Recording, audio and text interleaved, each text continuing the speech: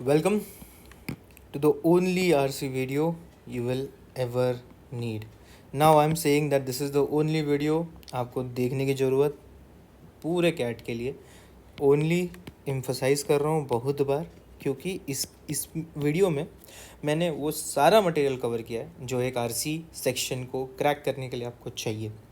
Cat के लिए बचे हैं 50 दिन, और इस 50 दिन ऑलमोस्ट 50 दिन कम भी हो सकता है, और इन 50 दिनों में अगर आरसी आपका क्रिप्टोनाइट बना हुआ है तो ये वीडियो देखने के बाद आप सुपरमैन बन जाओगे। अच्छा, बहुत बड़े बड़े बातें कर ली है मैंने, अब थोड़ा काम की बातों पे आते हैं। अगर आप यहाँ पे हैं तो बेसिकली आई एम अज्यूमिंग कि आपको आरसी में दिक्कत है, इंग्लिश में दिक्कत है, ठीक है, और बाकी VARC सेक्शन इन जनरल में आपके मार्क्स कम आ रहे हैं, ठीक है। ये मैं अज्यूम करके चल रहा हूँ कि ये दिक्कतों की वजह से हो रहा है। देखो, मैं खुद कभी इंग्लिश में बहुत अच्छा नहीं रहा, मेरी मदर टंग मराठी है, ठीक है, दोस्तों की वजह से हमने हिंदी सीख ली, लेकिन इंग्लिश इस पूरे इक्वेशन में कभी नहीं बैठा था। तो मैं खुद कभी इतना अच्छा नहीं था इंग्लिश में।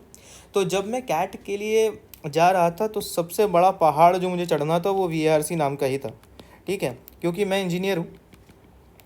इंजीनियर होने की वजह से मुझे क्वांट में कंफर्ट है, मुझे नंबर से दिक्कत नहीं होती। LRDI तो जनरल नॉलेज की तरह ही ट्रीट करता हूँ मैं, इसका ना सिलेबस है ना कुछ है, लेकिन VARC दिक्कत दे रहा था। तो इसको निकालने के लिए भाई साहब देखिए, एक होती है बात पर्वत चढ़ना, और दूसरी बात होती है उस पर्वत को इस तरह चढ़ना कि आप किसी और को भी बता सको कि कैसे करना है। देखो, अगर मैं कर सकता हूँ एक छोटे शहर का लड़का, तो आप भी कर सकते हो। देखो, 50 दिन बहुत होते हैं। ये हो गया फंडामेंटल आपका। अब इस वीडियो में आपको क्या मिलेगा? पहली बात तो आपको इसमें मिलेंगी सारी टिप्स जो भी ज़रूरत होती है, जैसे सारी टेक्निक्स और ट्रिक्स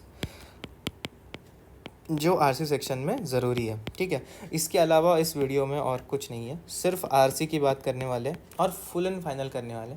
इस वीडियो को देखने के बाद आपके पास दो काम बन जाएंगे। पहला ये कि प्रैक्टिस करनी है आरसीज़ की, जो भी मटेरियल आपके पास है उन मटेरियल को चूज़ करो, उसमें से जो भी आपको मिल रहा है, जो मटेरियल है प्रैक्टिस करो। प्रीवियस ईयर कैट क्वेश्चंस कर लो, ठीक है, उनके कर लो। सेकेंड चीज़ है 24 नवंबर को 24 नवंबर को जाके कैट को क्रैक करना है, ठीक है। ये दो ही काम बच रहे हैं आपके पास ये वीडियो देखने के बाद। अगर यहाँ तक आप मेरे साथ हैं तो शुरू करते हैं, ठीक है।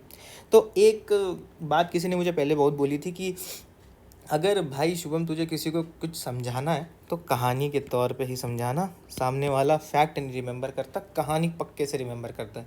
तो चलिए शुरू करते हैं, इसे कहानी की तरह ट्रीट करेंगे ना। कहानी से पहले किरदार समझना इंपॉर्टेंट है, तो चलो पहला किरदार है आप, क्योंकि आप ही तो जा रहे हो ना परीक्षा देने, आप ही जाओगे, और समझ लो कि ये मेरा एक किरदार है। अब ये टकला क्यों है? क्योंकि मैं भी हूँ, ठीक है। अगले किरदार से मिलते हैं। दूसरा है हमारा राइटर ना। राइटर क्या करता है? राइटर वो बंदा है जो पैसेज लिखता है, जो पैसेज बनाता है। अभी तक आपके दिमाग में अगर ये था कि क्वेश्चन सेटर ही पैसेज बना रहा है तो गलत है। पैसेज लिखने वाले को राइटर कहते हैं। तीसरा, उस पैसेज के बेसिस पे क्वेश्चन बनाने वाले को हम क्वेश्चन सेटर बोल देते हैं, जो कि कैट के पेपर में आपको 1 2 3 4 विथ ऑप्शंस क्वेश्चंस देते हैं ना, वो लोग, हम उनको क्वेश्चन सेटर बोल दे रहे हैं। नाउ अब ये लोग करते क्या हैं? तो सबसे पहले हम राइटर से स्टार्ट करते हैं, ठीक है। तो राइटर क्या करता है? राइटर लिखता है पैसेज। अब उसको क्या करना था भाई? समझ लो एक टॉपिक है, उसको इस टॉपिक के बारे में कुछ ओपिनियन है बनाना है, ठीक है। आप समझ लो जैसे एक टॉपिक की बात कर लेते हैं हम, पेंगुइन्स। अब पेंगुइन्स के ऊपर एक ऑथर है, समझ लो मिस्टर झा।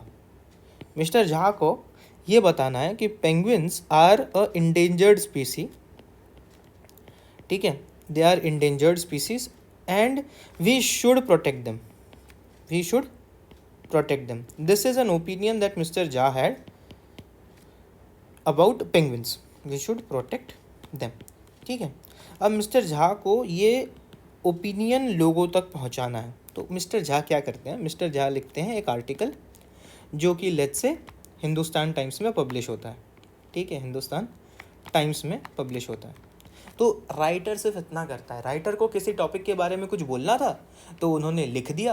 अब उस लिखने के लिए उनके पास ये दो चीज़ें ज़रूरी होती हैं कि एक टॉपिक और उसके बारे में कुछ ऐसा ओपिनियन जो वो लिखना चाहते हैं, ठीक है।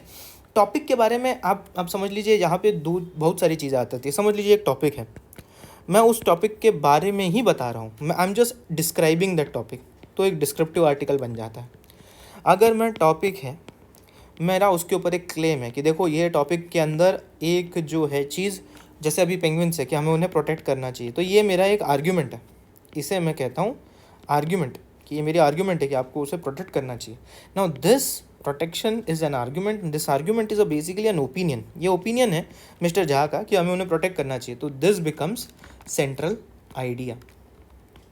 ठीक, टॉपिक, सेंट्रल आइडिया क्या है? टॉपिक और उस टॉपिक के बारे में बोला गया एक ओपिनियन, टॉपिक और उसके बारे में कुछ बोला गया ओपिनियन को हम कहते हैं सेंट्रल आइडिया। ना इस सेंट्रल आइडिया को इलैबोरेट करने के लिए, देखिए इस सेंट्रल आइडिया को इलैबोरेट करने के लिए ऑथर क्या करता है, आपको थोड़ा सा ना कंटेक्स्ट दे देता है। अब ये कंटेक्स्ट क्या है? देखिए समझ लीजिए ये आप हैं या फिर मैं हूँ, गोल हो गया ना, ये तो मैं हूँ, दिस इज़ मी। ठीक है, I am a engineer, I am a mechanical engineer. ठीक है, एक आर्टिकल है, ठीक है, और ये आर्टिकल सीएनसी मशीनिंग के ऊपर है। ठीक है, ये आर्टिकल सीएनसी मशीनिंग के ऊपर है। ना एक और पर्सन है, इसको टोपी पहना देते हैं। ठीक है, ये टोपी पहन के एक बंदा है। No this is a general professional. ठीक है, जनरल प्रोफेशनल, ये सेल्स प्रोफेशनल है। ठीक है, ये फार्मा की चीज़ें बेचते हैं, this is a pharma sales करते हैं ये। ठीक है, ये सर हैं एक, ठीक है, ये मैं हूँ, ये एक सर हैं। अब समझ लीजिए ये सीएनसी मशीनिंग का आर्टिकल मिस्टर गुप्ता लिख रहे हैं। ठीक है, मिस्टर गुप्ता ने सीएनसी मशीनिंग के ऊपर आर्टिकल लिखा है। नाउ अगर ये आर्टिकल एक मैकेनिकल इंजीनियर के लिए लिखा होगा तो इसमें ये लिखा नहीं होगा कि सीएनसी क्या है, सीएनसी क्या है ये नहीं लिखा होगा। ठीक है, ये आर्टिकल क्यों लिख रहे हैं, इसको लिखने की भी ऐसा एक्सप्लेन करने की कोई ज़रूरत नहीं होगी। लेकिन अगर मैं एक जनरल फार्मा सेल्स रिप्रेजेंटेटिव के लिए अगर मैं लिख रहा हूँ तो मुझे कंटेक्स्ट देना पड़ेगा ना, यही होता है कंटेक्स्ट। मुझे बताना पड़ेगा कि सीएनसी क्या है, ये आर्टिकल क्यों पढ़ना चाहिए, उससे मशीनिंग कैसे होती है, ये सब मुझे बताना पड़ेगा। तो जब ये सारी चीज़ें होती हैं तो इसे हम कहते हैं कंटेक्स्ट। ठीक है, तो ये जब कंटेक्स्ट दिया जाता है, ये इसलिए दिया जाता है कि अगर वो आर्टिकल एक जनरल पब्लिक के लिए लिखा जा रहा है, यहाँ पे एक जनरल पब्लिक है, ठीक है, उनके लिए लिखा जा रहा है, तो अगर कंटेक्स्ट नहीं होगा तो जनरल पब्लिक समझ ही नहीं पाएगी, और अगर समझ नहीं पाएगी तो सब हो जाएगा वेस्ट। इसलिए जब भी कोई ऑथर अगर कंटेक्स्ट देता है तो वो कंटेक्स्ट इसलिए देता है ताकि जो उसकी ऑडियंस है वो उसे समझ पाए। अब इसका सिंपल सा इक्वेशन क्या होता है, अगर कंटेक्स्ट है that means audience is general. हमें अज्यूम कर लिया है कि ऑडियंस को इस टॉपिक के बारे में, इस क्लेम के बारे में नहीं पता। अगर कंटेक्स्ट ही नहीं है तो हम एक स्पेसिफिक ऑडियंस की बात कर रहे हैं, तो हम एक स्पेसिफिक ऑडियंस की बात कर रहे हैं। अगर कंटेक्स्ट नहीं है तो स्पेसिफिक ऑडियंस के पास उस चीज़ की नॉलेज ऑलरेडी है। अगर उनके पास इस चीज़ की नॉलेज ऑलरेडी है तो राइटर को बताने की ज़रूरत नहीं है। जब राइटर को बताने की ज़रूरत नहीं है तो वो पैराग्राफ एक स्पेसिफिक टॉपिक के स्पेशलाइजेशन की तरफ बढ़ता है, जिसकी वजह से अगर आप इस स्पेसिफिक ऑडियंस का हिस्सा नहीं हो तो ये आपके लिए डिफ़िकल्ट हो जाता है। ठीक है, पैसेज पढ़ने की सबसे बड़ी दिक्कत यहाँ से आती है कि अगर कोई पैरा है, समझ लो एक ऑडियंस इसकी है एमफिल के स्टूडेंट्स, फ़िलॉसफी के एक्सपर्ट्स। ठीक है, इसमें हम स्टोइसिज्म की बात कर रहे हैं। ठीक है, स्टोइसिज्म के ऊपर पैराग्राफ है, और आपने ज़िंदगी में, समझ लो ये मैं हूँ जिसने ज़िंदगी में फ़िलॉसफी कभी पढ़ी ही नहीं है, फ़िलॉसफी का कोई नॉलेज नहीं है, तो जब ये आर्टिकल मैं रीड करूँगा तब मेरे लिए ये आर्टिकल डिफ़िकल्ट होगा। तो ये पहला लेयर आ जाता है हमारा। सबसे पहले ये अंडरस्टैंडिंग हमारी बहुत ज़रूरी है कि अगर वहाँ पे कंटेक्स्ट है तो वो सबके लिए लिखा था, अगर कंटेक्स्ट नहीं है तो वो एक स्पेसिफिक ऑडियंस के लिए लिखा था। ये क्यों ज़रूरी है समझना, ये हम बाद में देखेंगे, इस पे आएंगे। आप वीडियो आगे देखेंगे तो वो आपको समझ में आएगा। अगली चीज़ हमें जो समझनी है वो है, हमने फुर्सत में देखना था इसको पहले, हमने पहले इसका सिर्फ जिक्र किया कि आर्ग्यूमेंट क्या होता है ना। Argument is something which the author claims. Author claim करता है कि ये चीज़ इस टॉपिक के बारे में मुझे कन्वे करनी है। फॉर एग्जाम्पल, हमने जो पेंगुइन वाला आर्टिकल देखा था कि पेंगुइन्स शुड बी प्रोटेक्टेड, ये एक आर्ग्यूमेंट है। ये प्रोटेक्ट क्यों होने चाहिए, ये जब ऑथर बताता है तब उसे एविडेंस कहते हैं। ठीक है, इसके दो पार्ट हम समझ लेते हैं कि आर्ग्यूमेंट क्या है। एक क्लेम ऑथर का आर्ग्यूमेंट है और उस क्लेम को वैलिडेट करने के लिए हम प्रूफ देते हैं।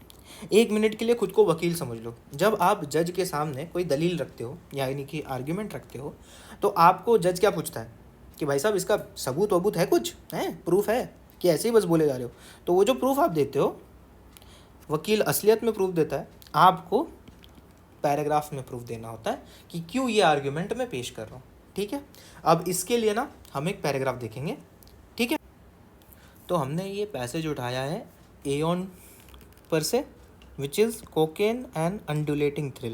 Once lauded as a wonder of the age, cocaine soon became the object of profound anxiety. Is what happened.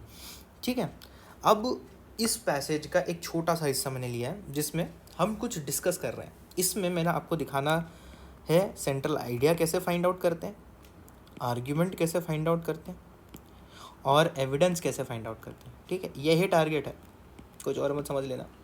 Central idea कैसे फाइंड आउट करते हैं ना। कोकेन, पहले तो एक काम करते हैं, पूरा रीड कर लेते हैं। ठीक है, इनको रहने देते हैं यहीं,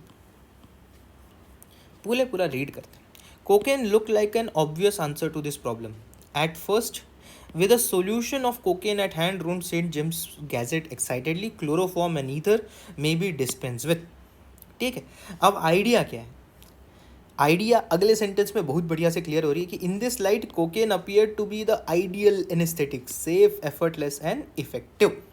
तो सेंट्रल आइडिया ऑथर ने क्या क्लियरली हमें बता दी कि सेंट्रल आइडिया क्या है। कोकेन इंट्रोड्यूस हुआ है एज एन आइडियल एनेस्थेटिक, कि हम ईथर एंड क्लोरोफॉर्म जैसे थोड़े डेंजरस वाले जो सब्सटेंस हैं उनको डिस्पेंस कर सकते हैं। This is what the author is discussing. ठीक है, आगे बढ़ते हैं। Safe and effortless, effective. The discovery of the drug came to be seen as almost epoch-making. It appeared to mark the advent of a new age where modern technological medicine would sweep away pain and poor health altogether. Right? अब इसमें क्या बात कर रहे हैं हम? इसमें क्या बात कर रहे हैं कि एक नई टेक्नोलॉजिकल मॉडर्न मेडिसिन आई है जो सीधा पेन को नहीं, पुअर हेल्थ को ही ले जाएगी। ठीक है, अब हमने सेंट्रल आइडिया आइडेंटिफाई कर लिया। हमारा अगला टास्क क्या है, आर्ग्यूमेंट आइडेंटिफाई करना। राइट, क्या हमारी आर्ग्यूमेंट ये है कि cocaine is ideal anaesthetic? No, that is my central idea. My argument is that cocaine sweeps away pain and poor health all together.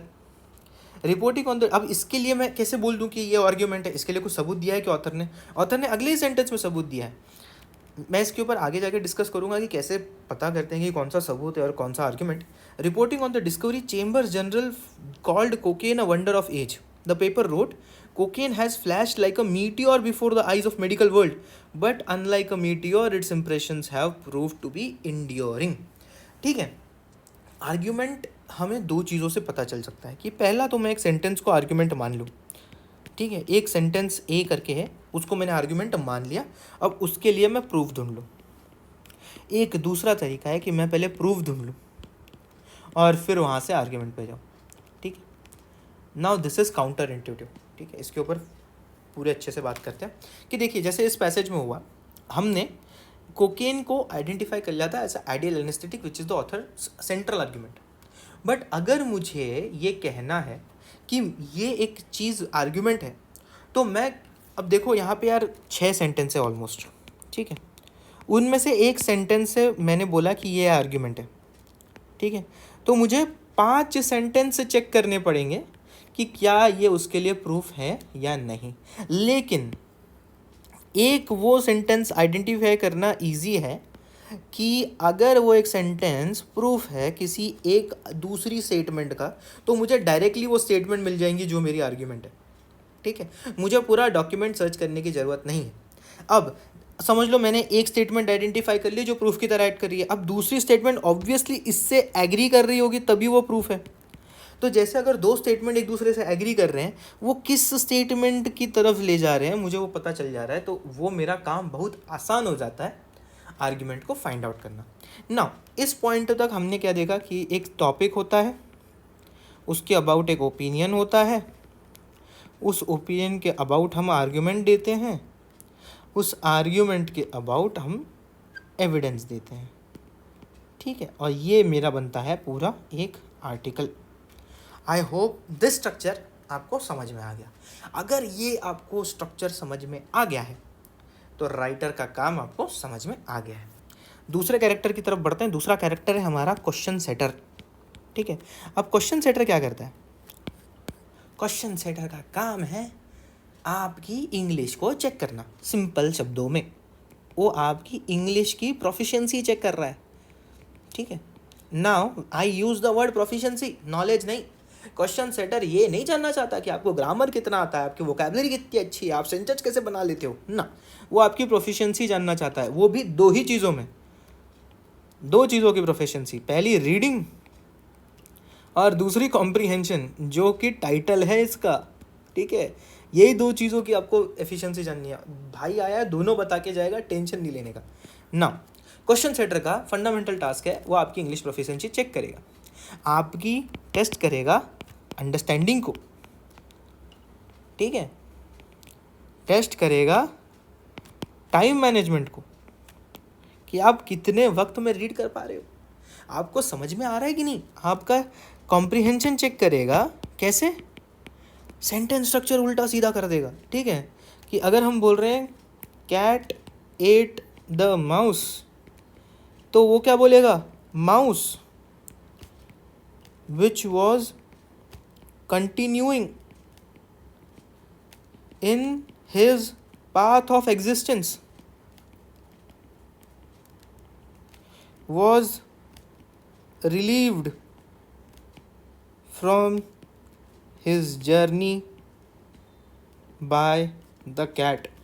दोनों सेंटेंस का मतलब एक है, लेकिन नीचे वाला ज़्यादा चांस है कि कैट में दिखेगा, ऊपर वाला नहीं दिखेगा। ठीक है, वो आपको क्या करेगा? वो मैन्युपुलेट करेगा आपको, वो मैन्युपुलेट करेगा ऑप्शंस में। ठीक है, मैंने देखा, मैं बता सेंटेंस दिखाया, मैन्युपुलेट करेगा ऑप्शन में, ट्रैप बनाएगा, ऐसे ट्रैप बनाएगा जिसमें आप गिरोगे और आपके मार्क्स चले जाएंगे। वो सारे ट्रैप हम डिस्कस करने वाले हैं। उसके पहले ना एक छोटा सा एग्जांपल बताता हूँ। ठीक है, ये क्वेश्चन को पढ़ के देखो। Which one of the following research finding would weaken the author's conclusion in the final paragraph। Final para, सिर्फ क्वेश्चन की तरफ ध्यान दो। ये क्वेश्चन जो है ना वो आया है कैट 23 स्लॉट 2 के आरसी से। ठीक है, क्वेश्चन की तरफ ध्यान दो यार, कितना प्यारा बनाया है क्वेश्चन कि आप सुनते से ही बोलोगे कि भाई साहब मज़ा आ गया। देखो, which one of the following research finding, देखो अब उन्होंने क्या ऑप्शन में 4 रिसर्च फाइंडिंग दे रखी है। अगर ये रिसर्च फाइंडिंग ट्रू है तो ऑथर ने जो लास्ट पैरा में आर्ग्यूमेंट प्रेजेंट की है या कंक्लूजन प्रेजेंट किया है, लास्ट पैरा का कंक्लूजन वीक हो जाएगा, बिकम्स वीक इनके ट्रूथ होने से। मतलब कि 3 ऐसे हैं जो अगर ट्रू है तो स्ट्रेंथन कर रहे हैं, ट्रू है तो स्ट्रेंथन कर रहे हैं, एक है जो ट्रू है तो वीकन करेगा, हमें वो आइडेंटिफाई करना है। समझ रहे हो कितना है, कितना मतलब दिमाग लगाया है इस क्वेश्चन को बनाने में, कि 4 ऑप्शंस हैं, वो अगर ट्रू हैं, एक कंक्लूजन है जो ऑथर ने लास्ट पैरा में प्रेजेंट किया है, पहली बात तो आपको ये आइडेंटिफाई करना पड़ेगा कि ये कंक्लूजन कौन सा है, इसको आइडेंटिफाई करना पड़ेगा। उसके बाद इसको समझना पड़ेगा, इन दोनों का अलाइनमेंट देखना होगा कि अगर ये ट्रू है तो कंक्लूजन के साथ क्या हो रहा है। अगर स्ट्रेंथन हो रहा है तो वो आंसर नहीं है। ऐसे 3 मिल जाएंगे आपको स्ट्रेंथ वाले, ठीक है, और एक होगा वीक वाला जिसको आपको सिलेक्ट करना है। ये आंसर नहीं है और ये भी आंसर नहीं है। तो ये क्वेश्चन सेटर आपको क्या पूछ रहा है कि अगर एक ऑप्शन जो ट्रू हो जाएगा, ऑथर की आर्ग्यूमेंट को वीक कर देगा, उसको सिलेक्ट कर लो ना। कॉम्प्लेक्सिटी यहाँ से आती है क्योंकि ऑप्शन भी इसी तरह बने हैं। देखो ये जो ऑप्शन है ना, वो इसी तरह बने हैं कि अगर आप उनको ढंग से ना पढ़ो, केयरफुल ना रहो कंप्रिहेंशन में, तो आप इसको या इसको सिलेक्ट कराओगे, इस पे ध्यान ही नहीं जाएगा। वो जो लोग बोलते हैं ना कि मुझे बहुत दिक्कत होती है यार, मैं लास्ट वाले 2 ऑप्शन पे आके अटक जाता हूँ, मैं जो भी सिलेक्ट करके आता वो गलत था। एनालिसिस में ये पता चलता है, इसकी तरफ ध्यान ही नहीं जाता। क्यों नहीं जाता? क्योंकि हम इनको पढ़ने में ध्यान नहीं रखते, हम इसको आइडेंटिफाई करने में ध्यान नहीं रखते। भाई आया बता के जाएगा कैसे करना है, कैसे आइडेंटिफाई करने हैं ट्रैप्स, सारा कुछ पता चल जाएगा। लेकिन ये प्रोसेस को समझना ज़्यादा ज़रूरी है, क्योंकि हम आरसीज को अप्रोच करते हैं 10th के स्टैंडर्ड के बच्चों की तरह कि हमें बस हमें पैरा रीड करना है, क्वेश्चन के आंसर देने। इतना आसानी से अगर हो पाता तो कैट आपको एमबीए में एडमिशन नहीं दे रही होती। ये बात को समझो, ये कॉम्प्लेक्सिटी बहुत ज़्यादा है, इसी वजह से प्रॉब्लम्स क्रिएट होती है। आखिरी कैरेक्टर की बात कर लेते हैं। आखिरी कैरेक्टर है आप जनाब, आप ना। ये कैरेक्टर हर कोई वो बंदा है जो कैट लेने वाला है, मैं भी कैट देने वाला हूँ इस बार, ठीक है। अब ये कुछ चीज़ें आपको डिस्कस करनी पड़ेंगी। पहली बात तो ये कि आपके बारे में आपका एक नॉलेज बेस है, ठीक है। कोई यहाँ पे बिना नॉलेज बेस का नहीं है। आप जो भी एग्ज़ाम में आपका एक स्ट्रक्चर लेके जाते हो, ये आपका दिमाग का कुछ रिप्रेजेंटेशन मैं बना रहा हूँ कि यहाँ पे आपका नॉलेज बेस है, ठीक है। अगर पैरा का टॉपिक इस नॉलेज बेस से मैच कर जाता है, समझ लो वो भी इसी डिज़ाइन में आ गया, ठीक है, तो ये आपके लिए इजी पैरा हो जाता है। फैमिलियर है ना, पता है हमें कि कैसे करना है, क्या करना है, तो ये इजी हो जाता है। लेकिन समझ लो अगर ये मैच ना करे तो ये डिफ़िकल्ट हो जाता है, क्योंकि ये अनफैमिलियर है, बराबर। तो ये कंडीशन है, आपका एक नॉलेज बेस है, अगर वो पैरा से मैच हो जाता है तो आपके लिए इजी बन जाता है, नहीं तो डिफ़िकल्ट है। अब इसके लिए मैंने एक 2x2 फ्रेमवर्क बना दिया। समझ लो टॉपिक जो है वो आपको फैमिलियर है और एक टॉपिक है जो आपके अनफेमिलियर है, ठीक है, आपके नॉलेज बेस के अनुसार, बिल्कुल स्वादानुसार डाले हमने ये। अभी समझ लो अगर टॉपिक जो डील हो रहा है पैरा में वो थोड़ा सा बेसिक सा है, ठीक है, थोड़ा बेसिक लेवल का है, तो क्या होगा? जब आपका टॉपिक फैमिलियर है और वो बेसिक है, आसान है ना भाई, आपको पहले से सब आता है उसके बारे में, बेसिक सा टॉपिक डिस हो रहा है, जल्दी हो जाएगा। लेकिन अगर टॉपिक जो है वो थोड़ा एडवांस है और आपका नॉलेज फैमिलियरिटी में आता है तो मॉडरेटली डिफ़िकल्ट होगा, क्योंकि टॉपिक एडवांस है, आपको पता ज़रूर है, लेकिन थोड़ा डील करने में डिफ़िकल्टी होगी। अब यही चीज़ अगर हम अनफैमिलियर टॉपिक के लिए बात करें, तो अगर टॉपिक बेसिक है, आपकी इतनी इंटेलिजेंस तो है कि आप उसको समझ पाओ, तो ये आपके लिए मॉडरेट हो जाएगा, मॉडरेटली डिफ़िकल्ट। लेकिन अगर वो टॉपिक भी एडवांस है और आप उसको जानते भी नहीं हो, तो यह आपके लिए डिफ़िकल्ट कैटेगरी में आ जाएगा। और यही पूरा का पूरा फंडा है। ये फंडा पैसेज का आपके नॉलेज से अलाइन होने का फंडा है, इसमें कोई कुछ नहीं कर सकता, ठीक है। इसको लेके आपको कुछ नहीं कोई कर सकता, कोई भी आ जाए। ये आप पे डिपेंडेंट है, ये क्वेश्चन सेटर पे डिपेंडेंट है। जब तक ये इक्वेशन, समझ लो अगर आपके अनफैमिलियर टॉपिक 80% आते हैं कैट में और 20% ही हैं, तो आपको दिक्कत ही मिलेगी, क्योंकि आपके पास मॉडरेट और डिफ़िकल्ट के अलावा ऑप्शन ही नहीं है। इसीलिए लोग जो कहते हैं कि रीडिंग करो, आर्टिकल्स पढ़ो, अलग अलग टॉपिक के पढ़ो, ताकि ये जो रेशो है वो आपके बेनिफिट में रहे, ठीक है। यहाँ पे अनकंफर्टेबलनेस जो आती है, डिफ़िकल्टी जो आती है, वो आपकी फैमिलियरिटी और अनफैमिलियरिटी की वजह से ही आती है। एक आखिरी बात, ठीक है, सबसे इम्पोर्टेंट बात तो ये है कि देखो आप हो हीरो। हर कोई, जाके भाई कहते हैं कि हर कोई अपनी कहानी का हीरो है, आप भी हो और आप इस कहानी के हीरो हो। और बॉलीवुड गवाह है इस बात का कि जब तक हीरो की जीत नहीं होती तब तक ना पिक्चर ख़त्म नहीं होती भाई। तो इस स्टोरी में भी जब तक पिक्चर ख़त्म नहीं हो रही तब तक आप जीतोगे, उसके बाद पिक्चर ख़त्म होगी तब तक ख़त्म नहीं हो रही। ठीक है, इस मोटिवेशन के साथ चलो कहानी को शुरू करते हैं। किरदार हो गए भाई साहब, हमने स्ट्रक्चर पढ़ लिया, हमने कैरेक्टर्स देख लिए, अब स्टोरी को शुरू करते हैं। देखो, अज्यूम करो कि तुम मारियो हो। अब मैं एक बहुत ही घटिया सा एक मारियो बना रहा हूँ यहाँ पे, ठीक है, जिसके हाथ और पैर है। समझ लो तुम मारियो हो। अब कुछ ऑब्स्टेकल्स आएंगे, कुछ वो कीड़े मकोड़े आएंगे जिनको मार के जाना है, कुछ टर्टल आएंगे, समझ लो ये टर्टल है यार, ठीक है, टर्टल आएगा, कुछ तुम्हें इनको कूद फांद करके इनको हरा के प्रिंसेस तक पहुँचना है। अब अगर मैं इसकी जगह ये बोल देता कि तुम स्क्रीन के सामने बैठे हो और पढ़ के आंसर देना है, तो थोड़ा इंटरेस्टिंग नहीं लगता, इसलिए मारियो की एनालॉजी ले रहा हूँ। Understand this as a game, ठीक है, ये समझ लो कि एक गेम है, ये गेम है जो आपको खेलना है। क्यों? समझ लो कि गेम में क्या होता है, हमें पॉइंट्स चाहिए। आरसी में क्या हो रहा है, हमें मार्क्स चाहिए। हम कभी कभी सारे पॉइंट्स परफेक्ट स्कोर नहीं ला पाते, यहाँ पे भी हम कुछ कुछ चीज़ों को छोड़ देंगे, कुछ क्वेश्चंस को छोड़ के आएंगे। ठीक है, अब आपको ये लग रहा होगा कि भाई साहब गेम बोल दिया, लेकिन गेम की डिफ़िकल्टी आसान होती है, आरसी बहुत डिफ़िकल्ट है। हाँ पता है, आरसी में डिफ़िकल्टी 3 चीज़ें क्रिएट करती हैं। पहला, पैराग्राफ अगर अनफेमिलियर है, जैसे अभी डिस्कस किया, पता ही नहीं है, तो यहाँ पे उसका इक्विवेलेंट क्या है, वो जो कीड़ा नहीं आता ऐसे 2 आँखों वाला जिस पे कूद के जाते हैं हम, जिस पे जंप करना होता है, वो पैराग्राफ है। वो डक नहीं होता बड़ा सा जिसको चलना होता है, जिसको ऐसे अपन करते हैं, फिर उसकी खाल निकलती है, उस खाल को अपन ऐसा फेंकते हैं, बाकी सब मर जाते हैं। ये हमारे क्वेश्चंस हैं। लेकिन भाई साहब मुझे पता है आधे से ज़्यादा लोग कभी एंड तक पहुँचे नहीं। एंड में एक बड़ा सा डायनासोर होता है, ठीक है, ऐसे हाथ होते हैं उसके, ऐसे पैर होते हैं, और वो मार रहा होता है बहुत ज़ोर ज़ोर से एकदम। ये जो है ना, ये ऑप्शंस है। आरसी में इससे बड़ा विलन कोई है ही नहीं। ऑप्शन है जो सबसे ज़्यादा दिक्कत देते हैं। ठीक है, तो अगर यहाँ तक की कहानी समझ में आ गई तो हमें समझ में ये आ गया है कि हमारे पास ना स्टोरी में 3 विलन है। विलन है पहला पैरा, दूसरा क्वेश्चंस, तीसरा ऑप्शंस। ये 3 विलन है हमारे। हीरो कौन है?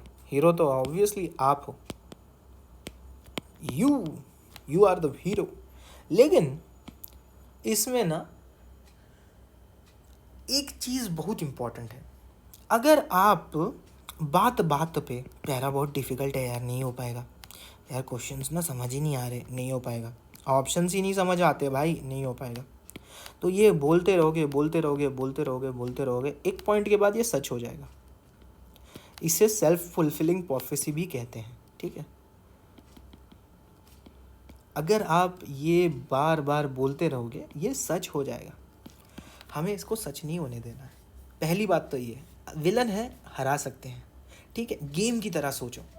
हम अगर इसको गेम की तरह लेंगे, हमारा सबसे पहला क्या टास्क हो सकता है, हम एक एक करके हराते हैं, है ना, तोड़ तोड़ के हराते हैं, एक एक करके इनको अलग करेंगे। अगर साथ में डील करेंगे भाई साहब ये जीत जाएंगे। हम क्या करेंगे, divide and then will rule on them. ठीक है, तो चलिए शुरू करते हैं। सबसे पहले विलन के डील करते हैं। विलन हमारा पहला कौन है? पहला विलन है हमारा पैरा। अब पैरा में क्या होता है, राइटर ने पैरा बना दिया, ठीक है, लेकिन राइटर जो है हमारा भाई वो तो अच्छा इंसान है ना, वो तो न्यूट्रल था, उसे कैट से लेना देना ही नहीं है। तुम जानो तुम्हारी एग्ज़ाम, तुम जानो, तुम करो क्वेश्चन पेपर सेट, तुम करो उसके जवाब दो, हमें उससे लेना देना ही नहीं है। राइटर अपना राइटिंग इसलिए कर रहा था क्योंकि उसे किसी को कुछ बताना था, है ना, उसने कैट के लिए नहीं बनाया है। तो ये जो पहला विलन है ना, वो इतना बुरा भी नहीं है, वो दिल का बहुत अच्छा है। ठीक है, तो राइटर को आपकी इंग्लिश लैंग्वेज के टेस्ट से कोई लेना देना नहीं है। पहली बात, it is not a villain. ये विलन ही नहीं है, ये एंटी हीरो है, समझ रहे हो, ये एंटी हीरो है। हम इनको विलन बना देते हैं कि भाई साहब ये बहुत बुरे हैं, इनको नहीं हो रहा, ये नहीं हो रहा, वो नहीं हो रहा, रीड नहीं कर पा रहे, क्या कर नहीं पा रहे। देखो, ये आपके लिए नहीं बनाया था, एग्ज़ाम के लिए नहीं बनाया था, तो हम उनको उसी तरह सम्मान देंगे जिस तरह एंटी हीरो को देते हैं। समझ लो, ये लोकी है, ठीक है, इसको उसी तरह रिस्पेक्ट देनी है। हल की तरह पहले ठोक देंगे, जब वो सुधर जाएगा तब इज्जत दे देंगे थॉर की तरह। Simple as that. हमारा काम क्या बनता है? अंडरस्टैंड करना कि ऑथर कहना क्या चाहता है, राइटर कहना क्या चाहता है, ठीक, इतना ही समझना है। हमें इतना ही समझना है।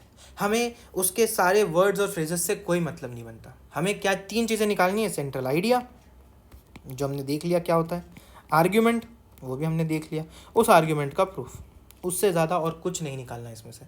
हमें क्या करना है? पैराग्राफ को स्लोली स्लोली पढ़ना है, उस ऑथर का इंटेंशन क्या था लिखने का ये समझना है, बस, और कुछ नहीं करना है। हमें ना आदत हो गई है ध्यान ना देने की। पैराग्राफ के ऊपर सबसे पहले ना ये लिखा रहता है, read the following passage carefully, following passage carefully. तो हमें क्या करना है? Read the following passage carefully, उतना ही करना है, ध्यान से उस पैसेज को पढ़ना है, उतना ही करना है, ठीक है, उससे ज़्यादा नहीं करना है। जब आप उसको ध्यान से पढ़ लोगे तो सबसे पहली चीज़ तो आपके सामने क्लियर हो जाएगी, वो है आइडिया, कि उस ऑथर ने उस टॉपिक को चूज़ किया क्यों है, उसके बाद उसके बारे में लिखा क्यों, और लिखा भी तो उसके बारे में वो क्या लिख रहा है, ये आपको यहाँ से समझ आ जाएगा। पहला इंटेंशन, दूसरा टॉपिक, तीसरा why the author, why writer wrote, लिखाई क्यों भाई उसने, ये समझ आ जाएगा। दूसरी बात हमें क्या समझ आएगी? आर्ग्यूमेंट्स, कि भाई साहब आर्ग्यूमेंट, ऑथर ऐसा होता है ना कि बहुत बार बहुत सारी चीज़ें हमें बोलना चाहते हैं, हम कुछ कुछ करना चाहते हैं, वो हमें समझ जाएगा कि what are the claims that author has made. Second चीज़, हम उस टॉपिक की सारी आर्ग्यूमेंट्स के प्रूफ समझ जाएंगे कि भाई देखो उनने ये बोला, यहाँ पे प्रूफ दिया था कि for example penguin should be protected, why should be they be protected, so that the diversity in the Antarctica should be safe. अब वो डाइवर्सिटी सेफ रहेगी तो हमारा ओजोन लेयर सेफ रहेगा, ऐसा कुछ तो आर्ग्यूमेंट दिया है समझ लो ऑथर ने, जो मुझे पता है बिल्कुल कोई लॉजिक नहीं है, लेकिन अज्यूम कर लो कि अभी के लिए सही है, ठीक है। अगर ये हमें समझ में आ जाता है तो हमें क्लेम भी पता चल गए, प्रूफ भी पता चल गए, क्वेश्चन में आसानी से सॉल्व कर लेंगे। तीसरी चीज़ जो हमें पता चलती है, स्पेसिफिक डिटेल्स। समझ लो ईयर बोल दिया कि भाई साहब 1947 में भारत आज़ाद हुआ था, इंडिया गॉट इंडिपेंडेंस, राइट, ये डिटेल दी हुई है, और हम डिस्कस कर रहे हैं कॉलोनियलिज्म,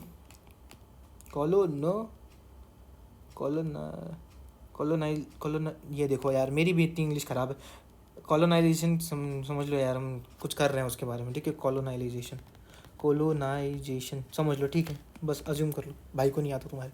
अब कॉलोनाइजेशन को अगर हम अज्यूम कर रहे हैं कि हम उसको डिस्कस कर रहे हैं, तो एक स्पेसिफिक डिटेल की बात कर रहे हैं, 1947 में India got independence, that is a specific detail. Event हुआ था, उसके पहले क्या हो रहा था, उसके बाद में क्या हो रहा था, यही एनालाइज करने के लिए हमें दिया हुआ है, ठीक है। और आखिरी चीज़ सबसे इंपॉर्टेंट, जो ना लोगों के बीच में डर पैदा करती है, टोन ऑफ द पैसेज। हाँ यार, tone of the passage is equivalent to figuring out what your girlfriend is saying and what she wants you to do after it। माना डिफ़िकल्ट है लेकिन किया जा सकता है। कैसे बता रहा है भाई तुम्हारा? देखो पहली बात, अगर हम किसी का मजाक उड़ा रहे हैं तो उसे रिडिक्यूल कहते हैं, बराबर। हम अगर किसी टॉपिक या किसी फैसले का मजाक उड़ा रहे हैं आर्ग्यूमेंट में तो वो रिडिक्यूल है। अगर हम लिखने का पर्पज़ ये है कि हम सामने वाले को हंसा पाएँ तो वो ह्यूमरस टोन है। अगर हम किसी का इस तरह मजाक उड़ा रहे हैं कि उसको इंसल्टिंग लगे, देन इट इज़ कॉस्टिक। अगर हम किसी चीज़ के लिए माफ़ी मांग रहे हैं तो वो अपोलोजेटिक होता है। ये ना लिस्ट आपको ऑनलाइन मिल जाएगी, बस वर्ड्स का मतलब समझ लो। सेंट्रल आइडिया आपने समझ लिया, आर्ग्यूमेंट आपने समझ लिया, स्पेसिफिक डिटेल आपने समझ लिया, उस आर्ग्यूमेंट के प्रूफ आपने समझ लिए, तो वो किस तरह प्रेजेंट किया जा रहा है वो आपका टोन है। प्रेजेंटेशन किस तरह हो रहा है वो आपका टोन कहता है, ठीक है। आपको सिर्फ क्या करना है, ध्यान से पढ़ना है, समझ जाता है, ठीक है। हम सबकी ज़िंदगी में ये काबिलियत हमारे पास है कि हम सामने वाले के इमोशंस पढ़ लेते हैं। वो इमोशंस पढ़ना ह्यूमन बीइंग्स की सबसे बेसिक चीज़ होती है और जब वो हमें समझ में आ जाती है तो हमें टोन ऑफ द पैसेज भी समझ में आ जाता है। हमें पता है डिफ़िकल्ट क्यों लगता है, क्योंकि ये जो शब्द है ना, इतने बड़े बड़े भारी शब्द। अब मैं बोल दूँ डॉगमेटिक, भाई साहब डॉगमेटिक, अरे बाप रे बड़ा वाला बोल दिया। ग्रैंडियोज, भाई इतना बड़ा शब्द, वो है वैसे शब्द, उनकी सिर्फ आपको डेफिनेशन समझनी है। वो किस तरह के पैसेज को हम डॉगमेटिक कहते हैं वो समझ गया तो बाकी सब तो हो जाएगा। ठीक है, चलो पैसेज के बारे में सबसे बड़ी चीज़ जो नहीं करनी है, do not scheme the passage. मुझे पता है बाहर ना बहुत सारे दीदी और भैया हैं जो आपको बता रहे हैं कि सुनो पैसेज को रीड करने की ज़रूरत नहीं है, स्किम कर लो। देखो वो आपको इसलिए बता रहे हैं क्योंकि उनको पता है वो उस वीडियो में कौन सा पैराग्राफ डिस्कस कर रहे हैं। आपको कैट में नहीं पता होगा कि कौन सा पैराग्राफ आना है, इसलिए do not scheme, read only, यही ऑप्शन है। स्किम नहीं करना है, बिल्कुल स्किम नहीं करना है। ठीक है, किसी भी हालत में स्किम नहीं करना है आपको। ऊपर ऊपर से देख लूँगा समझ जाएगा, नहीं समझता भाई, ऐसे कैसे समझ जाएगा। अगर समझ लो पैराग्राफ है, ये ऐसी लाइन से लिखी हुई है बहुत सारी, तुमने पकड़ लिया इस लाइन को एज एन आर्ग्यूमेंट, ठीक है, और तुमने देख लिया हाँ ये आर्ग्यूमेंट है उसका, ये सेंट्रल आइडिया हो गई है ना, यहाँ पे हाँ ये इसको प्रूफ मान लेते हैं, हो गया भाई। मान लो स्किम करते करते इसको सेंट्रल आइडिया मान लिया, गलती से आगे जाके पता चला कि ये सेंट्रल आइडिया थी, तो वापस आके पूरा पैसेज पढ़ना पड़ेगा भाई। टाइम बर्बाद मत करो, एक बार अच्छे से पढ़ लो। दूसरी बात, स्किम करते करते आप अगर इन स्ट्रक्चरल पार्ट्स को अंडरस्टैंड करना ही रह गया बिना टाइम ना देते हुए, तो you have successfully failed the task. ठीक है, तो टास्क मैनेजर मत बनो, अच्छे से रीड करो। ठीक है, अब आप बोलोगे कि भाई साहब आप बोल रहे हो कि रीड केयरफुली ना, रीड केयरफुली में तो भाई साहब टाइम लग जाता है, बहुत बहुत टाइम लग जाता है। देखो नॉर्मल ह्यूमन बीइंग की रीडिंग स्पीड 100 से 150 से 175 के बीच में होती है। इसके हिसाब से 500, ये वर्ड पर मिनट है, ठीक है, 1 मिनट में इतने शब्द पढ़ लेते हो। अगर मैं 500 वर्ड से लेके 700 वर्ड तक का पैसेज जो कि कैट में आता है ऑन अ रेगुलर बेसिस, तो इसको पढ़ने के लिए 3.5 से 4.5 मिनट से ज़्यादा नहीं लगता।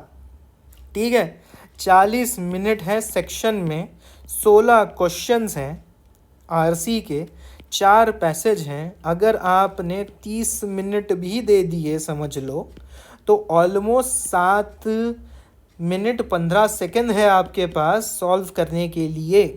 7 मिनट 30 सेकंड है,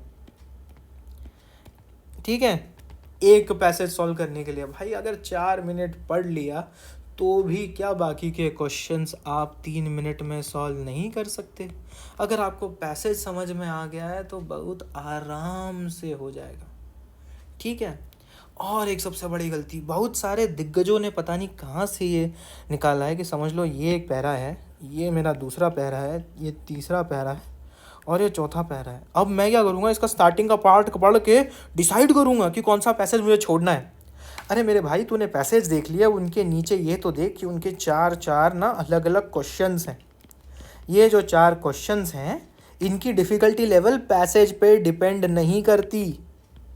ठीक है, पैसेज की डिफ़िकल्टी लेवल तू अपने नॉलेज बेस से कर रहा है भाई। तूने सोचा कि तेरा नॉलेज यहाँ तक का है तो यहाँ तक का पैसेज डिफ़िकल्ट लग रहा है, लेकिन हो सकता है कि ये तुझे डिफ़िकल्ट लगे और क्वेश्चन यहाँ पे 3 ईजी हो, 1 डिफ़िकल्ट हो।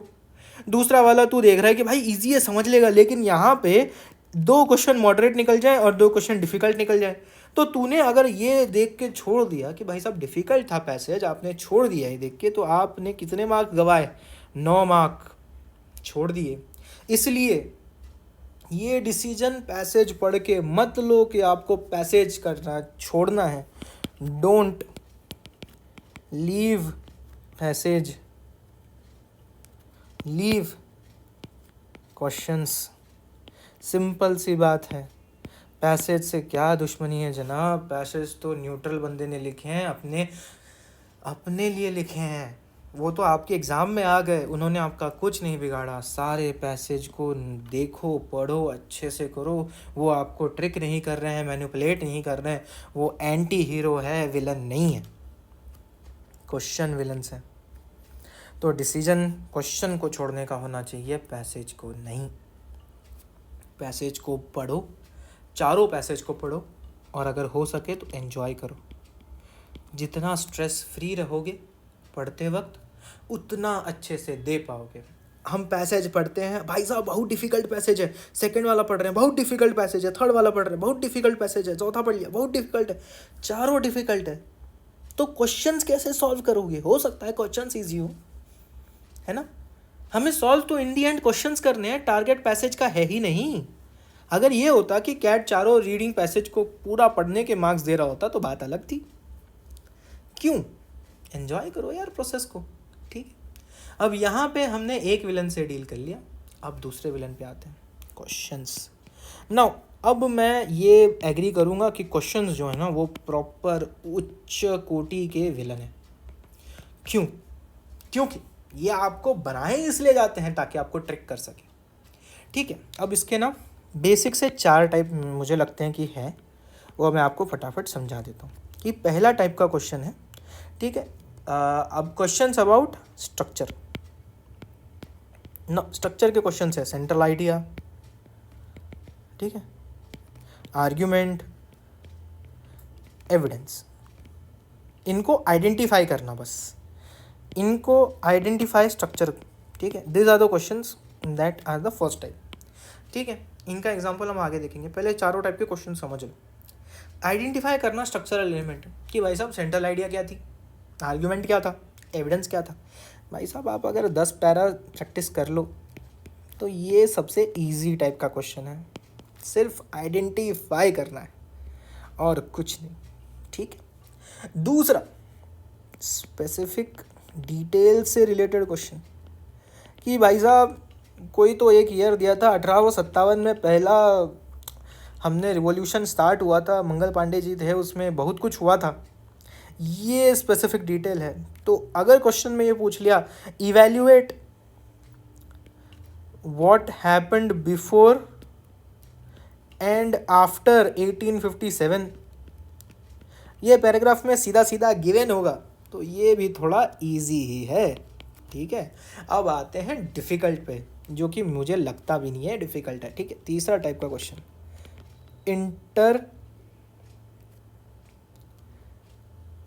Interpretation slash inference based questions. किसी ने तो ये अफवाह फैला रखी है बुरी वाली कि ये सबसे डिफ़िकल्ट टाइप ऑफ क्वेश्चंस है। ये मॉडरेट हो सकता है। इसमें करना क्या होता है, आपको कोई घटना, कोई आर्ग्यूमेंट के बारे में बोला जा रहा है, आपको बस इतना बताना है कि what do you infer by this. इसका भी एग्जांपल लूँगा। मॉडरेट डिफ़िकल्टी है, ज़्यादा डिफ़िकल्ट नहीं होता, ठीक है। मुझे जो लगता है मॉडरेट टू डिफ़िकल्ट में जाता है वो है अलाइनमेंट टाइप ऑफ क्वेश्चन। जो मैंने आपको एग्जांपल पहले दिखाया था वो अलाइनमेंट टाइप ऑफ क्वेश्चन है। इसमें अलाइनमेंट करना होता है, नया डेटा गिवन होता है, passage para plus new info, इसलिए इसमें प्रोसेसिंग टाइम ज़्यादा है सबसे, ठीक है। प्रोसेसिंग टाइम कैसे वो होता है वो बताता हूँ बाद में, लेकिन इसमें सबसे ज़्यादा टाइम लगता है सॉल्व करने में, क्योंकि आपके पास नया इन्फॉर्मेशन भी आ रहा है, क्वेश्चन में कुछ कंडीशन गिवन है और आपको पैसेज का इन्फॉर्मेशन लेके, नई इन्फॉर्मेशन लेके अलाइनमेंट देखना होता है। इन सब के अभी एग्जाम्पल देखते हैं। अभी बस एक बात समझ लो, 3 क्वेश्चंस हर कंडीशन में डुएबल होंगे, स्ट्रक्चर आइडेंटिफाई करने वाले, डिटेल्स वाले और इंटरप्रिटेशन इन्फरेंस वाले, ठीक है। चौथे वाले पे हम बातें हैं कैसे करने, क्या करना है, आते हैं, ठीक है। चलो पहले टाइप का example, all of the following are advanced by the author as reasons why non geographers disregard geographic influences on human phenomena except that। ये क्वेश्चन क्या है कि ऑथर ने कुछ रीजंस गिवन है जिसकी वजह से नॉन जियोग्राफर्स जो हैं वो जियोग्राफी के इन्फ्लुएंस को ह्यूमन फिनोमेना पे कम आंकते हैं। डिसरिगार्ड का मतलब होता है कम आंकना, ठीक है। कम आते हैं सिवाय एक के, मतलब कि जो 4 ऑप्शन गिवन है उनमें से एक ऑप्शन कहीं पे भी पैरा में मेंशन नहीं होगा, वो आपका आंसर होगा। सिंपल। ये क्वेश्चन कब आया था पता है क्या? 2023 के स्लॉट 1 के आरसी से आया है ये। सिंपल है भाई, कुछ नहीं करना है, पैसेज पढ़ना है, ये आया था हाँ भाई, दूसरा आया था हाँ भाई, तीसरा नहीं था भाई, वही आंसर है, खत्म। इतना ही है। Processing time is the minimum, कुछ भी नहीं करना है इसमें, ठीक है। इसमें ऐसा कुछ नहीं है जो आपको लगे कि बहुत डिफिकल्ट है, सिर्फ आइडेंटिफाई करना है। आइडेंटिफिकेशन ऑफ स्ट्रक्चरल एलिमेंट्स, इतना ही है। और ये कैसे आएगा? आप पढ़ोगे, आप उसको बोलोगे भाई ये सेंट्रल आ रही है, ये आर्ग्यूमेंट है, ये प्रूफ है, हाँ ये और एक प्रूफ है, ये एक आर्ग्यूमेंट है, ये एक प्रूफ है। बस इतना करते जाओगे, अपने दिमाग में लिखना भी नहीं है, ठीक है। मैं तो बोलता हूँ लिखो भी मत, कुछ पढ़ो, बस ध्यान से पढ़ो, ये आपके दिमाग में ऑटोमेटिक स्ट्रक्चर बनता जाएगा। 10 आरसीज में ये समझ में आ जाएगा कि कौन सा सेंट्रल आइडिया था, कौन सा इन्फरेंस था, कौन सा आर्ग्यूमेंट है और कौन सा प्रूफ, एकदम आसानी से आ जाएगा। ये हो गया पहले टाइप के क्वेश्चंस, ठीक है। अब दूसरे टाइप के क्वेश्चंस आते हैं, ठीक है, स्पेसिफिक डिटेल वाले क्वेश्चन। अब स्पेसिफिक डिटेल वाले मतलब ये क्वेश्चन का टाइप देखो, the inhabitants of lodger have to grapple with all the problems except, एकदम आसान सवाल, स्पेसिफिक डिटेल्स, जहाँ पे भी लोजेर के लोगों के प्रॉब्लम्स डिस्कस हुए हैं वहाँ जाना है वापस, वहाँ से बस प्रॉब्लम की लिस्ट देखनी है और मैच करना है कि भाई प्रॉब्लम नंबर 1 है क्या, हाँ, प्रॉब्लम नंबर 2 है क्या, नहीं, आंसर है भाई, खत्म। दैट्स ऑल देयर इज, इतना ही करना है, ज़्यादा डिफिकल्ट नहीं है, ठीक है। तीसरे वाले पे आते हैं।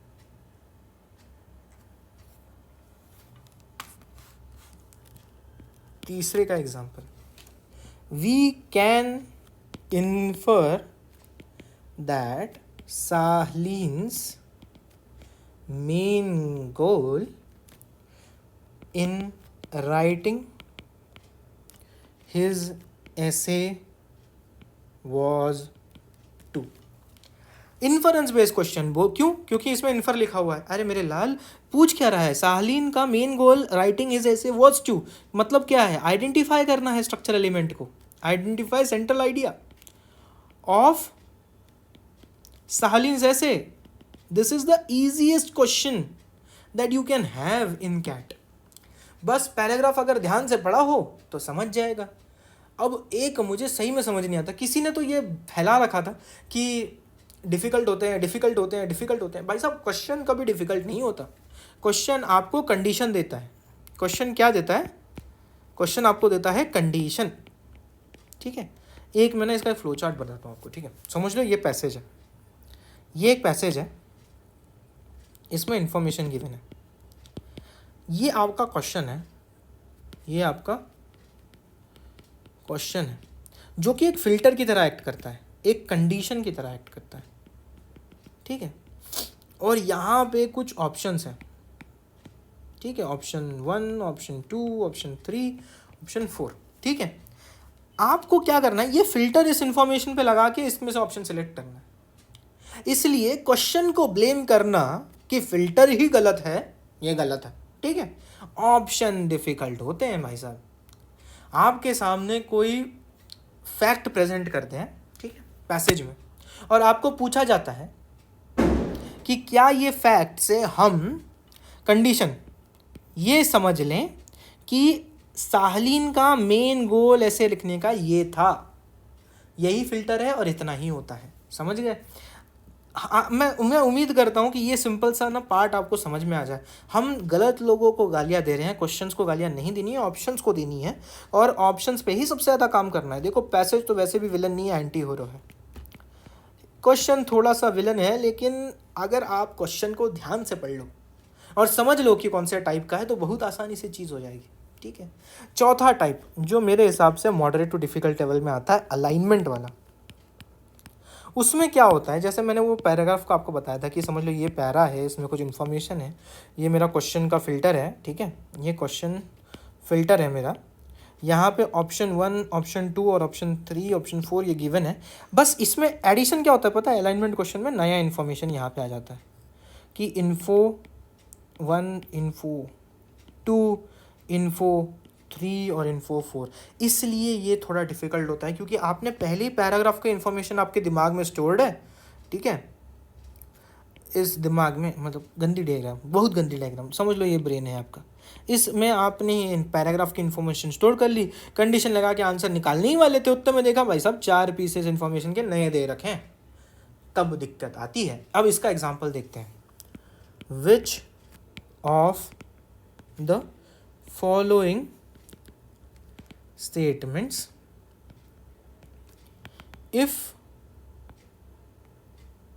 True would weaken the author's claim। देखो ये सबसे, मतलब क्या कहते हैं, प्रोसेसिंग टाइम बहुत ज़्यादा ले लेते हैं, ठीक है, सबसे कम प्रोसेसिंग टाइम लगता है स्पेसिफिक डिटेल वाले क्वेश्चन को, ठीक है, ये था स्पेसिफिक डिटेल वाला, कहाँ पे भी डिस्कस हो रहा है जाओ देखो हो जाएगा।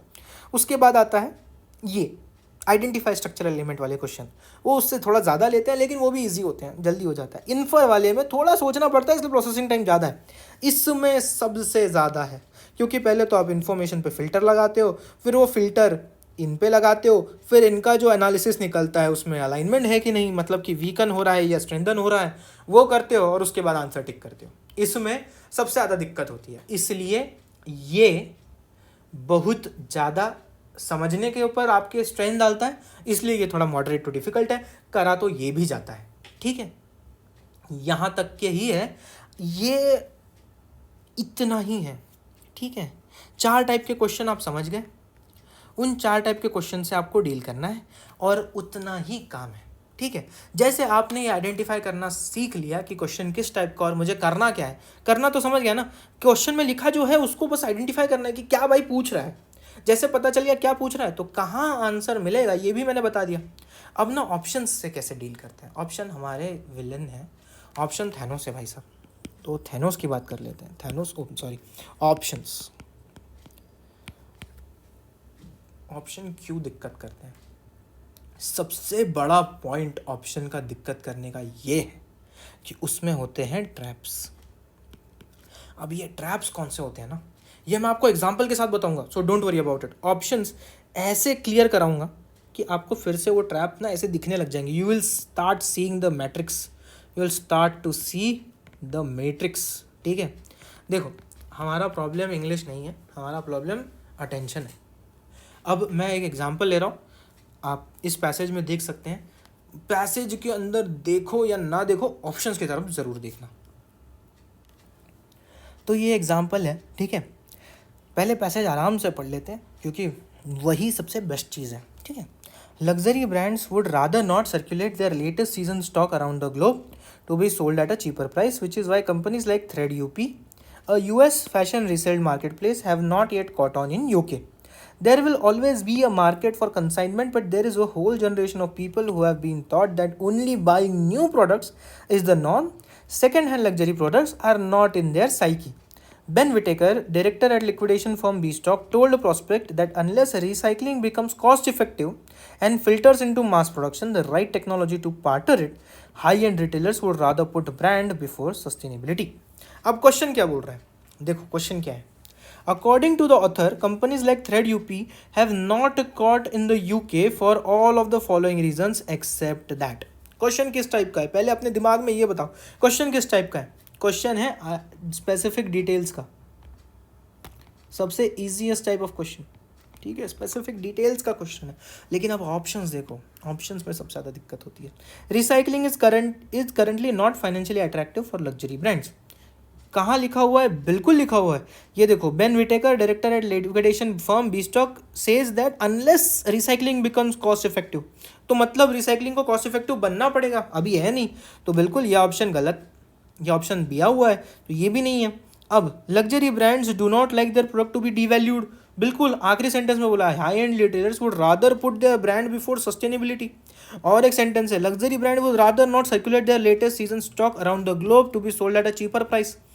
तो हमारे पास ये भी गिवन है रीज़न पैराग्राफ में कि थ्रेड यूपी क्यों नहीं हुआ भाई, क्योंकि लग्जरी ब्रांड्स को अपने प्रोडक्ट को डिवैल्यू नहीं करना। ठीक है, ये लिखा हो देखो the British don't buy second hand clothing, ये भी गिवन है यार। देखो there is a whole generation of people who have been taught that only buying new products is the norm, तो ये भी ऑप्शन नहीं है यार। Luxury brands want to maintain their brand image, yes last sentence में देखो high end retailers would rather put their brand before sustainability, यार तो ये भी ऑप्शन नहीं है। चारों ऑप्शन नहीं है, नहीं। आप यहाँ पे फंस चुके हो एक ट्रैप में जिसका नाम है नैरोइंग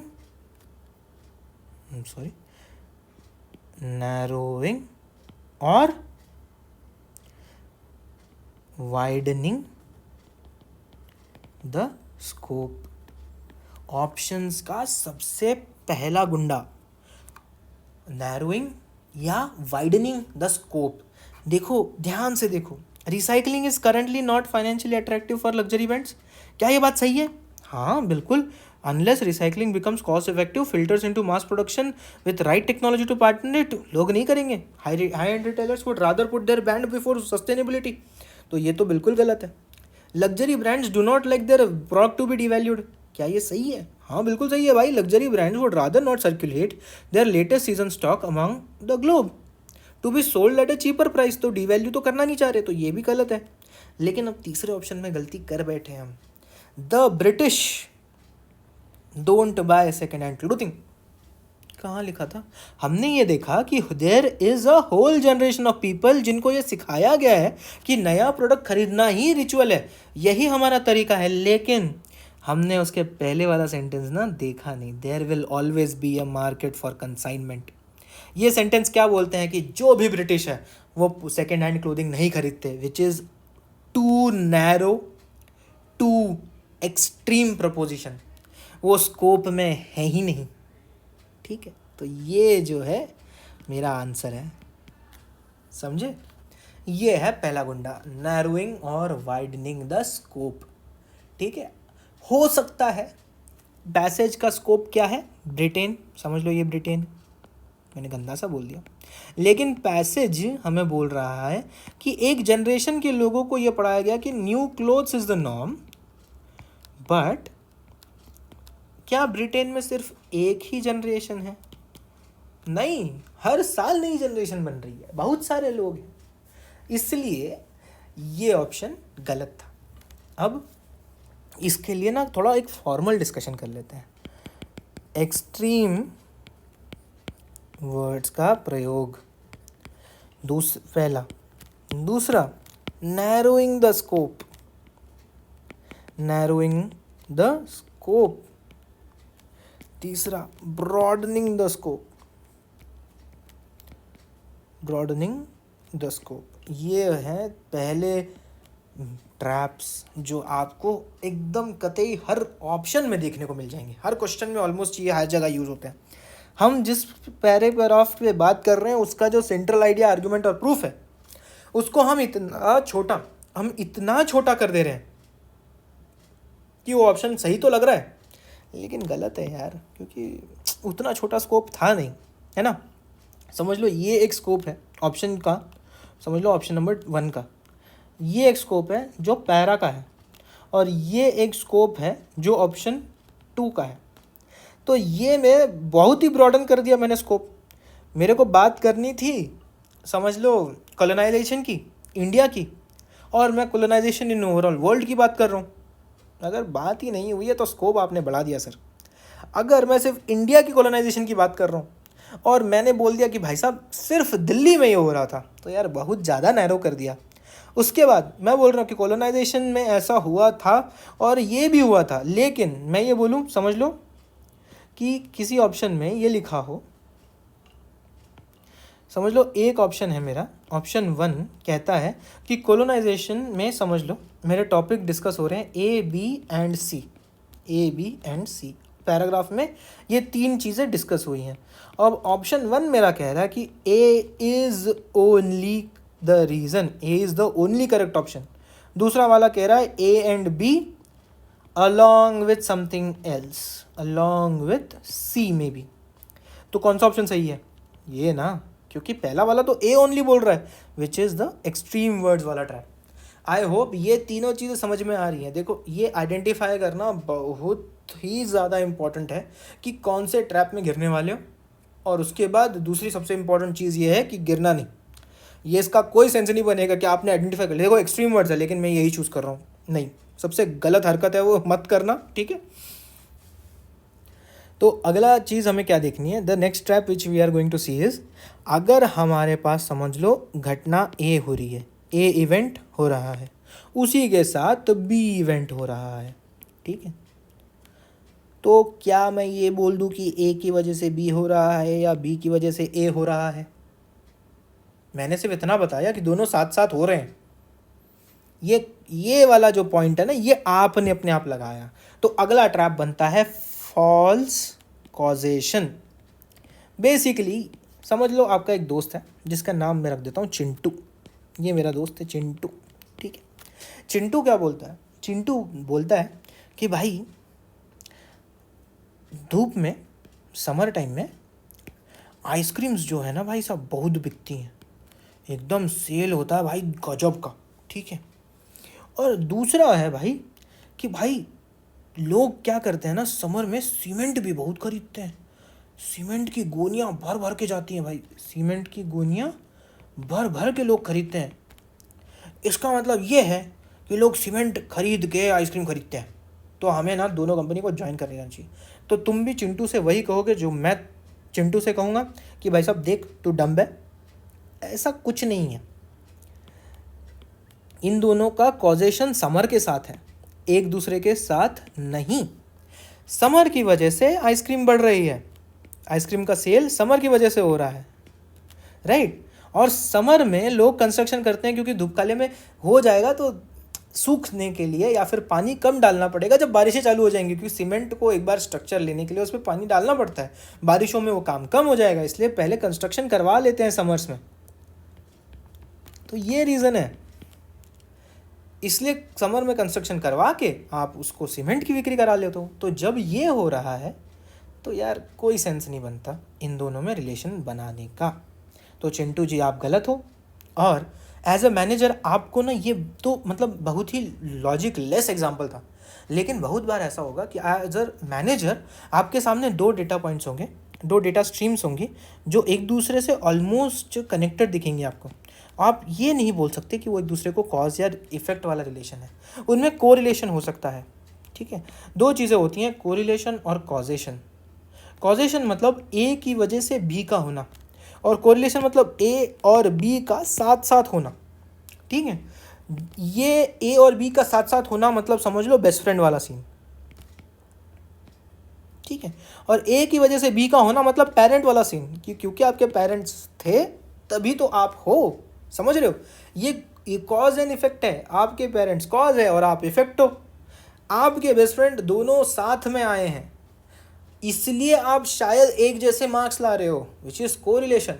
इन दोनों में कोई कंडीशन नहीं है। तो ये जो आप ऑप्शंस देख के समझ लो, ऑप्शन 1 है, ऑप्शन 2 है, ऑप्शन 3 है, और पैराग्राफ में ए और बी साथ में हो रहे हैं इसका जिक्र है। ऑप्शन 3 बोलता है ए की वजह से बी हो रहा है। भाई आपने बोला भाई ए और बी का कनेक्शन बता रहा है, टिक कर दूँ?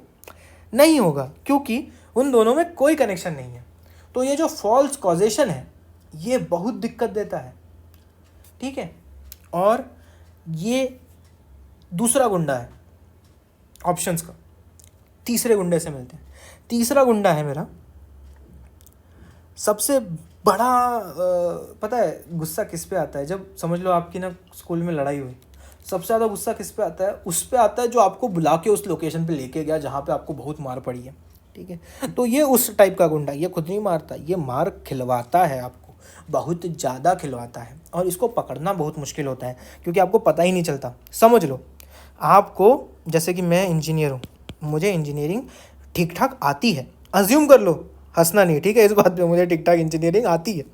तो समझ लो कि एक बात हो रही है कार की, ऑटोमोबाइल की, ठीक है। ऑटोमोबाइल में पैरा कह रहा है कि देयर इज़ अ इंजन ठीक है, उसके टॉर्क की कुछ बातें हो रही है। और इससे पहले कि हम उसका फॉर्मूला डिस्कस करें, टॉपिक कट जाता है। पैरा सिर्फ इतना ही डिस्कस करता है कि इंजन है, टॉर्क है, उसका फॉर्मूला डिस्कस नहीं हुआ है। और क्वेश्चन आता है कि टॉर्क इंजन का, बस कुछ तो मेंशन है टॉर्क के बारे में, इंजन के बारे में। टॉर्क का यहाँ पे डिस्कशन हुआ ज़रूर है लेकिन फार्मूला नहीं पता। और एक ऑप्शन ऐसा आएगा जिसमें ना उस फार्मूला के बेसिस पे और ऑप्शन बना हुआ है कि टॉर्क का फार्मूला दे रखा है यहाँ पे, उस फार्मूले के बेसिस पे और ऑप्शन बना है। ऑप्शन 2 कुछ है, ऑप्शन 3 कुछ है। ठीक है, ये आपको आता है इसलिए आपने इसको टिक कर दिया, जो कि सही भी है। लेकिन सबसे बड़ी दिक्कत यहाँ पे ये है, ये ट्रैप ये है कि you have to stick to para. Trap इसीलिए क्योंकि आपको आता है, आपने डाल दिया, इजी लग रहा था पैराग्राफ, लेकिन वो सबसे बड़ी दिक्कत है। You are using a bit of information which is not presented in the passage, which is not present in the passage. ठीक है, ये बहुत बड़ी दिक्कत है। Do not use info beyond the passage to answer the questions in the passage। बहुत ही logical question, मतलब एकदम ऑब्वियस सी स्टेटमेंट है लेकिन लिखनी पड़ रही है। चलो क्वेश्चन इन पैरा, ठीक है, ये बहुत इंपॉर्टेंट है। लॉजिकल सा लग रहा होगा कि भाई क्या बोल रहा है यार, लेकिन ये ना बियॉन्ड द पैसेज वाला इन्फॉर्मेशन वाली गलती बहुत लोग करते हैं, नहीं करनी है। ठीक है, अब लास्ट पॉइंट पे आते हैं। समझ लो ऑप्शन 1 है, ऑप्शन 2 है, ऑप्शन 3 है और ऑप्शन 4 है। ऑप्शन 4 में पैराग्राफ में सारी चीज़ें जो मेंशन है वो करेक्ट है, लेकिन इन सब का रिलेशन जो है आपस में वो थोड़ा सा ना शेकी सा है। मतलब वो पैराग्राफ में नहीं मेंशन है, लेकिन अगर आप सोचो तो बना लोगे। क्या आपको ये आंसर टिक करना चाहिए? नहीं, बिल्कुल नहीं। आपको लॉजिक से जस्टिफाई करना है। हर ऑप्शन जो आप टिक करोगे उसको लॉजिक से जस्टिफाई करें। अगर आपको ऑप्शन नंबर 4 करना है, आपने लॉजिक दे दिया, वो लॉजिक फार फेच्ड है।